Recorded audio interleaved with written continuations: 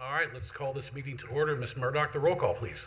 Mr. Rossi? Here. Mr. Cordray? Here. Mr. Sousa? Here. Let's stand for the pledge. Pledge allegiance to the flag of the United States of America and to the republic for which it stands, one nation, under God, indivisible, with liberty and justice for all. Okay, I'd like to make a motion to approve of the clerk's journal and accept the audio-video recordings as the official minutes of the May 21st Board of Trustees regular meeting. Second. Mr. Cordray? Yes. Mr. Sousa? Yes. Mr. Rossi? Yes. I'd like to make a motion to accept the bills as presented before the board. Second. Mr. Sousa? Yes. Mr. Cordray? Yes. Mr. Rossi? Yes.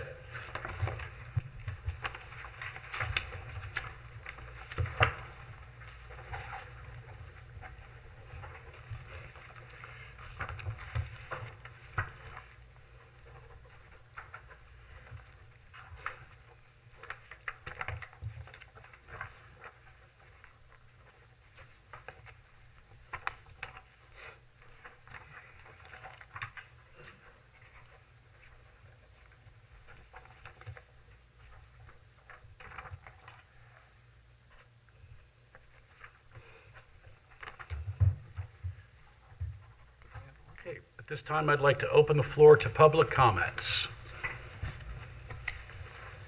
Oh, let's not be shy tonight. Okay. All right, I'll close the floor to public comments. We have a few resolutions.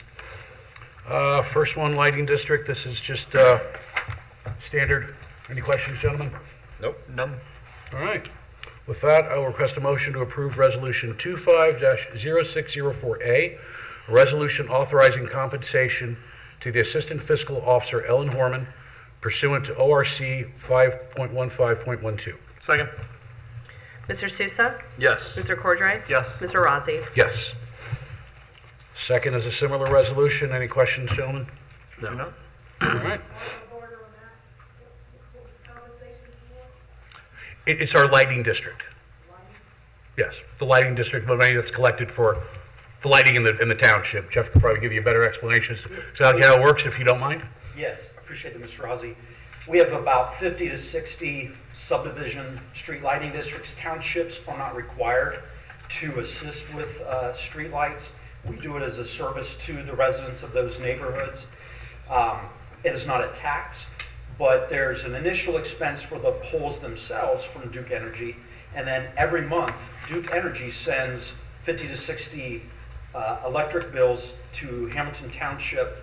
We pay those bills, and so for the safety and security of the lights and to take some of the burden off of the HOAs or neighborhoods, we have an assessment on each of those properties. They're different amounts because different neighborhoods have different number of lights and a different number of homes. So that service is, we receive 12 monthly bills.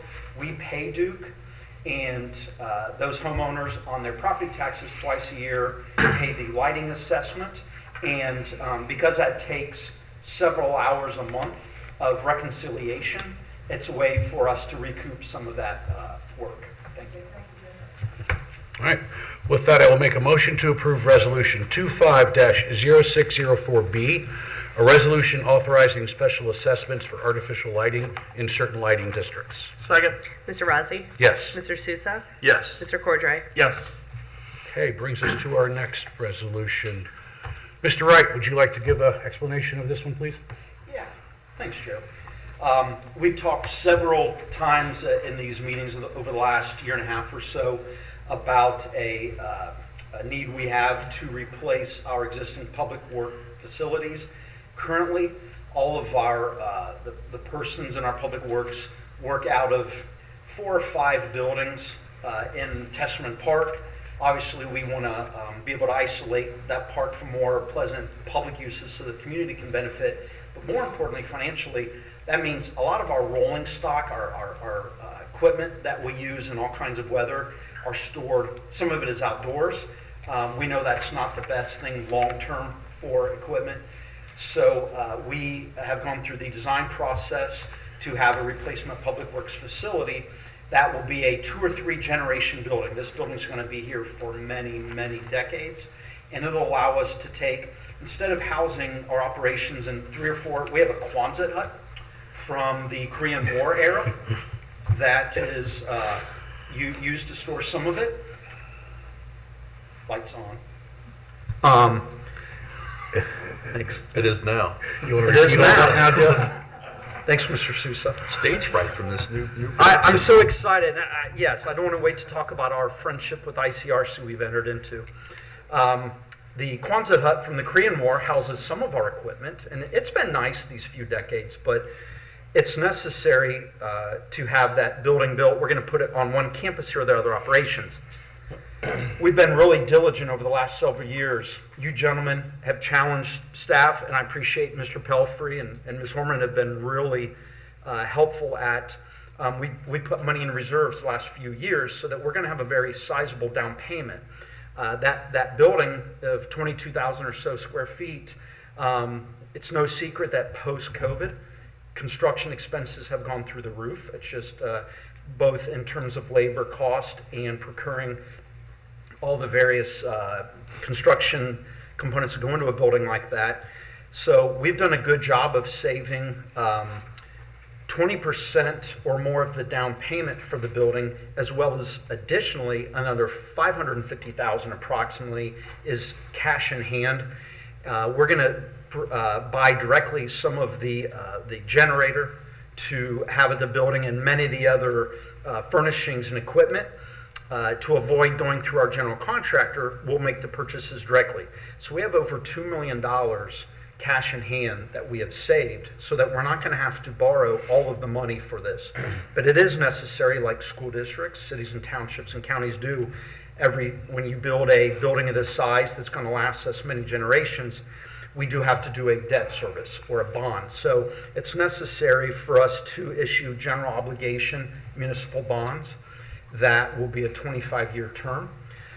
Staff has already been, Ms. Elliott and Ellen and I have been working for a few weeks to get this teed up appropriately. Now it's a time when we bring it back to the board of, that you gentlemen can have a full understanding. Again, it's just, putting on paper and announcing it that it's necessary to do this. I've been working with Bricker Graydon on the bond counsel. I appreciate that Mr. Yoder's team has in-house some bond counselor. We're working with Bradley Payne Advisors, our municipal advisors. They do a lot of township and public school district debt services. And then we've also found a bond underwriter. We have a phone conference in a couple of weeks with Moody's where we'll receive an updated rating.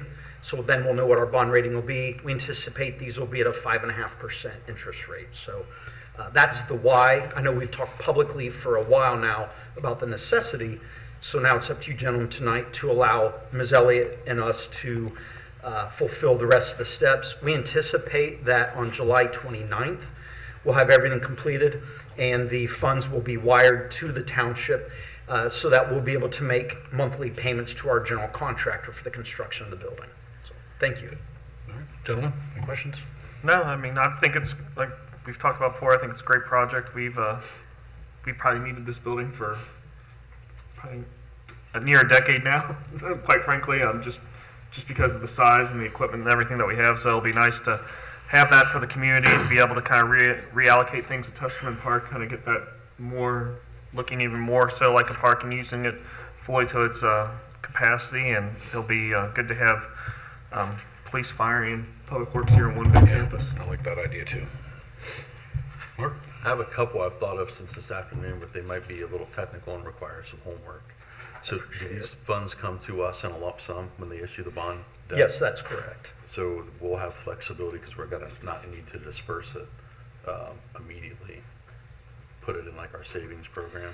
We can. I was speaking with Mr. Yoder's law partner, who is the counselor, and we will be mindful, yes, but we will not be able to generate more in revenue temporarily than what our service will be. Arbitrage is looked at more closely now, I understand, by the federal government. But the short answer is yes, as long as we are mindful that the revenue generated won't exceed the interest that we're liable for.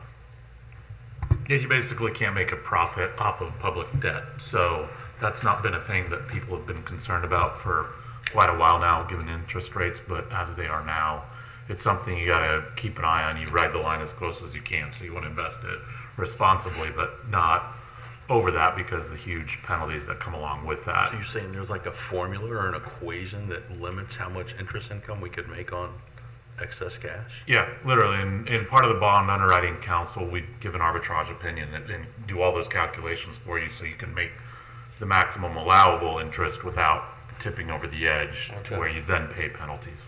And then do we know roughly how much is a contingency in the budget and what happens with excess proceeds at the end of the process? Do they pay down debt or do they stay in a general It would fund? come back to us, and we are allowed, the bonds are being written so that there's no penalty for early payment. So if the board wanted to, you would be able to apply any excess. If there was like a reverse change order and some of the contingency was saved for us, we could apply it to the principal payment if you want. Okay, I'm good. Anything else? I'm good. Okay, with that, I will make a motion to approve Resolution 25-0604C, a bond resolution authorizing the issuance of bonds in the amount not to exceed $5,500,000 for the purpose of constructing a public works facility, furnishing and equipping the same, improving the site thereof, and acquiring land and interest in land as necessary in connection therewith. Second. Mr. Cordray? Yes. Mr. Sousa? Yes. Mr. Razzi? Yes. So our next is similar, just you want to just do a quick rundown of the next one? Yeah, you're right, Mr. Rogers. It's associated with that. This is kind of a belts and suspenders approach.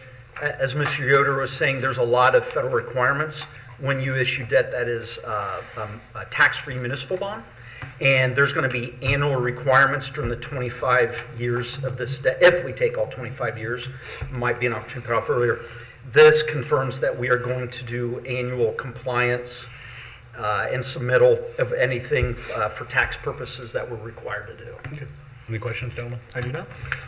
All right, with that, I'll make a motion to approve Resolution 25-0604D, a resolution approving a written post-issuance compliance policy in connection with the issuance of tax-exempt and tax-preferred obligations by the township. Second. Mr. Cordray? Yes. Mr. Sousa? Yes. Mr. Razzi? Yes. And our last motion is basically doing away with unfit property. Any questions, gentlemen? Do not. All right, with that, I'll make a motion to approve Resolution 25-0604E, a resolution authorizing private sale of unneeded and unfit for use property in the police department. I'll second. Mr. Razzi? Yes. Mr. Sousa? Yes. Mr. Cordray? Yes. Okay, that's it for new business. At this time, I'll open the floor to public comments again. Anyone? All right, very good. I'll close the floor. We do not have a fiscal officer's report. Do you have anything that you want to add?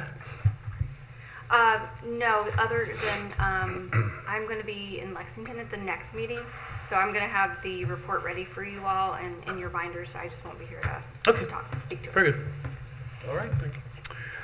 With that, I will move on to Administrator Wright. Thank you, Mr. Rozzi. A few things tonight. A couple of you gentlemen asked that I provide, again, some information to our residents about the electric aggregation because recently residents received a notice that it was necessary to change our electric provider. Their bills from Duke Energy don't change.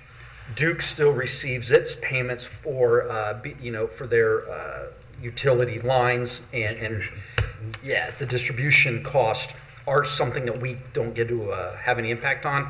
So it was necessary, I believe it was March, when we presented information to the board that our broker shopped us around to at least 4 different energy suppliers.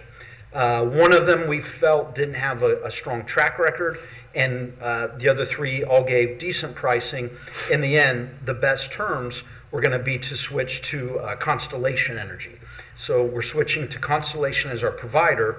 And the reason we're only doing a 12-month term now instead of a 2 or 3 year term, a lot of the brokers recommended to townships this spring go ahead and go with the short term. There's increased volatility. The volatility is due to a lot of things. There's still believe it or not, the geopolitical events going on around the world actually affect energy pricing in the United States. The inflation hasn't gone down like we were hoping that it will. And other things such as the cost of, there's been an increase. Change of administrations are always good, but there's also leads to some uncertainty in energy policies changing nationally. The coal and natural gas expenses, since electricity is generated by coal and natural gas, those commodities are volatile. So there's volatility of the items that go into making the electricity. We also wanted to mention that residents can remain with the program and do nothing. They always have an opportunity to opt out. There's no penalty to opt out. I always encourage residents to be cautious. Quite frankly, there are various providers, suppliers in Ohio that might go door to door, might pull you aside inside the Kroger store, believe it or not, and give you a quick, fast sale. A lot of them are probably very reputable, but I think the tactics can sometimes be intentionally confusing. So And sometimes aggressive. And sometimes aggressive. So residents are free to choose any supplier they desire. And they can switch monthly. If somebody has so much time that they want to be a day trader when it comes to their energy, they have more time than I have. So that was the reason why residents are seeing a change in the provider. It was the best option. And all of the volatility of things going on is why 12-month was better than a 24-36. We hope things calm down and we can come back to you next spring with a good pricing and maybe be able to go back to a longer term. That will always be the goal. And they can also call Constellation at 833-831-8208. Again, letters went out. We'll put some more information on social media and our webpage. Finally, if residents don't want to do, I call it the crock pot method. I usually participate in aggregation and I pay attention and read my monthly bill, but I'm not a day trader when it comes to that. If somebody wants more information on options, they can go to energychoice.ohio.gov. Always go to the .gov website, because that's going to be more neutral information rather than from a specific supplier. So thanks for giving us an opportunity to share that more. And moving on, I want to highlight last Friday's mass casualty training exercise the fire and police departments did. It was amazing how well they planned it. I was there for the majority of it. I got to see not only do those two departments work well together, I think I was in the police department's hot wash after the event. We were asking every officer what they take away, what could we do better. And fire department had an extensive one too, I know. I told the officers, I saw eagerness on their faces. They didn't know what to expect either. When the paramedics and the police got into that building, they didn't know the specifics of the scenario. So we threw a lot of stress at them. They charged fast forward into it, communicated among the departments. We had some Morrow police, we had Lebanon Fire and a few other fire agencies.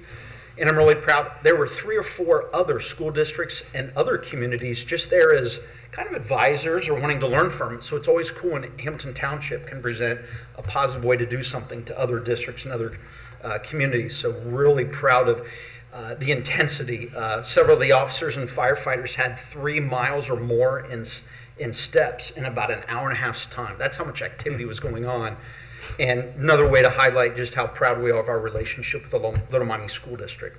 They had a lot of personnel on hand that day, even though school was out, and it was worthwhile. So thanks for allowing us to invest in those kind of opportunities. And finally, I have a slide we want to show. I want to highlight a success from this week in Public Works Department. It was necessary to disassemble the gazebo that had sat out here along 48 in between the police and fire stations. It was a nice amenity, but it didn't get used that much by our residents, quite frankly. So we took the opportunity of the property.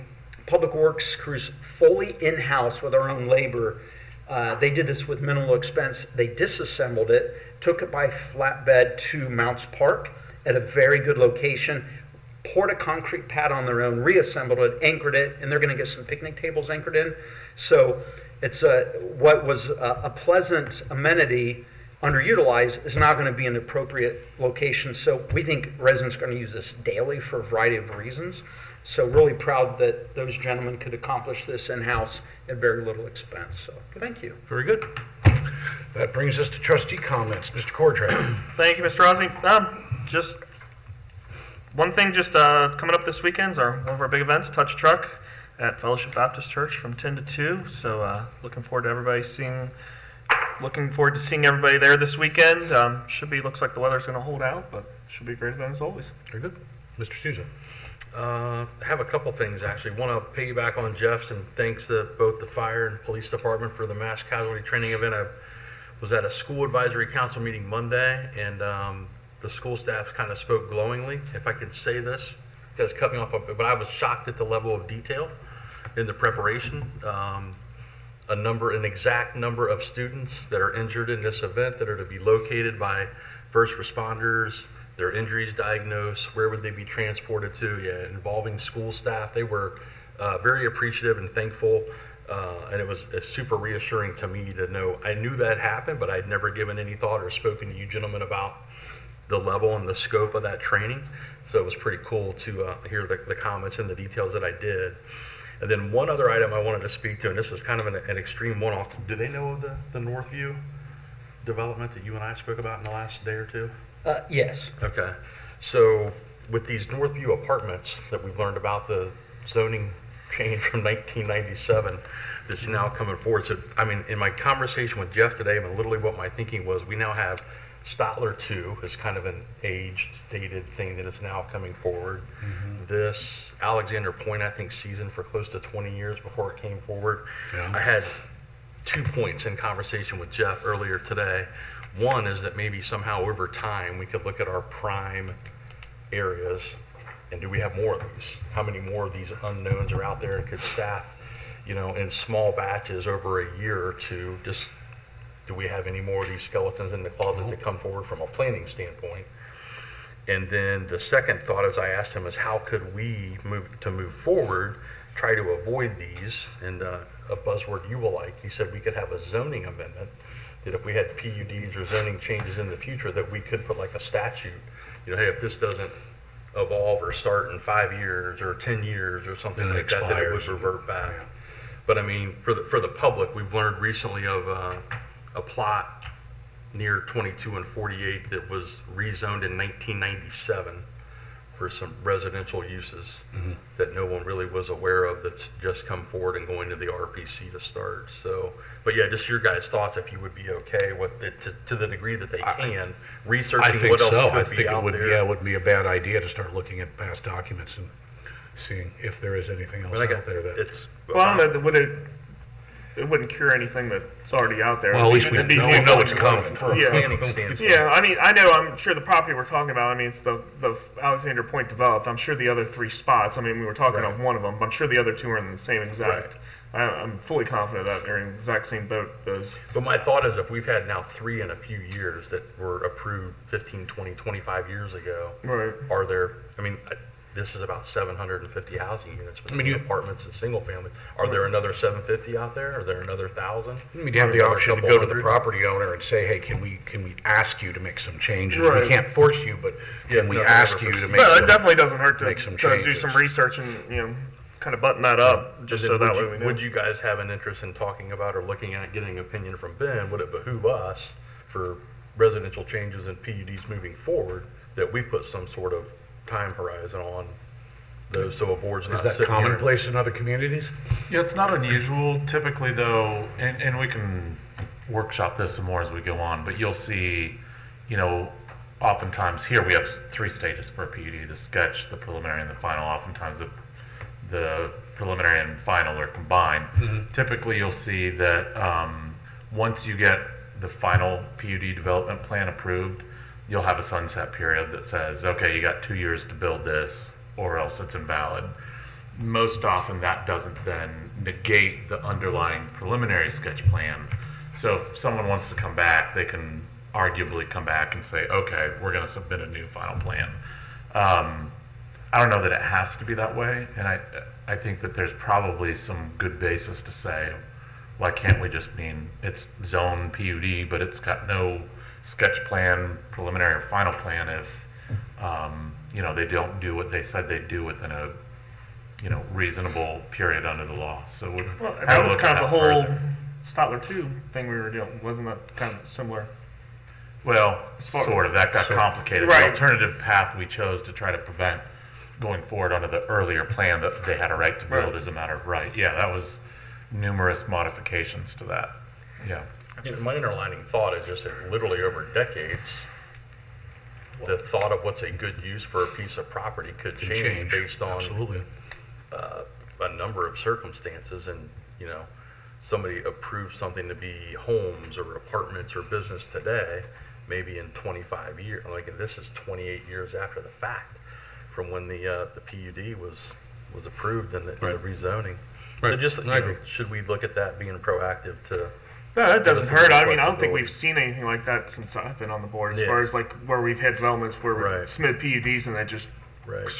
came to a grinding halt. But I mean, it doesn't mean we shouldn't look at it and look at it to kind of help out in the future. And I kind of threw out to Jeff, I'm like, hey, in 18 or 24 months, could you guys identify, like, you know, 2248 corridor, our prime parcels, and just do a little research, and maybe we find that there's no more of these out there, or maybe we find there are a few more of these out there that we would Even one or best to two. know about, yeah. Either one or two could change the landscape. So, yeah, sure, absolutely. That's all I have. All right. Well, being the last to go, people usually take the wing for my sails, or the wind for my sails. So I won't mention Touch a Truck again, but I do hope everyone comes out to it. And with that, I will make a motion to enter executive session. Motion to adjourn executive session at 6:26 p.m. in accordance with ORC 121.22, Section G, subsection 8A, to discuss economic development. Second. Mr. Sousa, Yes. Mr. Rossi, Yes. Mr. Cordray. Yes.